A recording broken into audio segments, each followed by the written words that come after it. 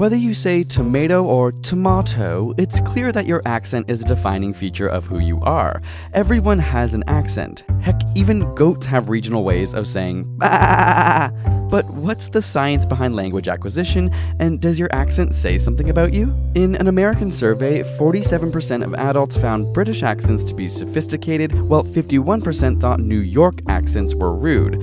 Southern accents were considered nice, but possibly uneducated, while New England accents were considered intelligent. But it turns out that humans have a bias towards others who sound like them or who have the same accent. Of course, it's important to distinguish between a native language accent and an additional language accent.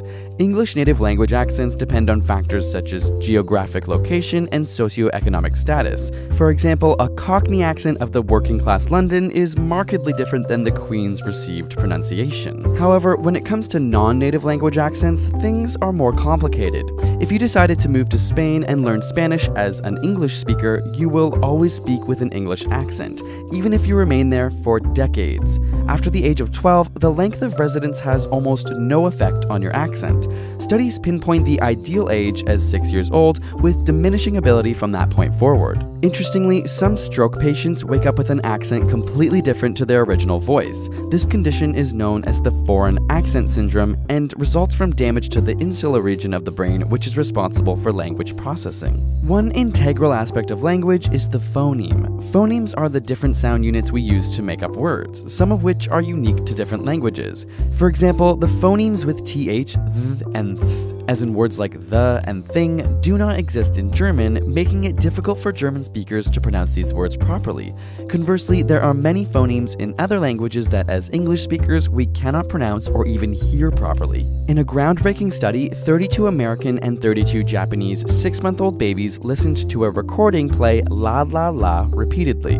When the recording switched to la la ra, a toy to the side would light up and play a musical tune.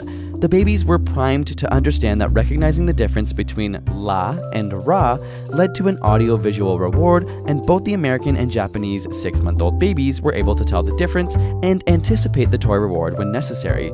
But la and ra are phonemes that do not exist in the Japanese language. When the study was replicated with 10 to 12-month-old babies, the Japanese babies could not tell the difference between these uniquely English phonemes, showing that a critical period for recognizing phonemes and brain development is at merely 6 months old. If you try and learn a language, regardless of your age, synaptic connections are made which ultimately create a denser gray matter and stronger white matter networks. In fact, those who have grown up in bilingual households are consistently more sensitive to subtle language differences compared to their monolingual counterparts. Brain scans have shown that bilingual babies have stronger brain responses in their orbital and prefrontal cortices, which are areas linked to focus and problem-solving abilities. But have you ever wondered why so many people hate the sound of their own voice? We break down the science and challenge some people to come to terms with their own voice in our new ASAP Thought video. Check it out with the link in the description. And subscribe for more weekly science videos.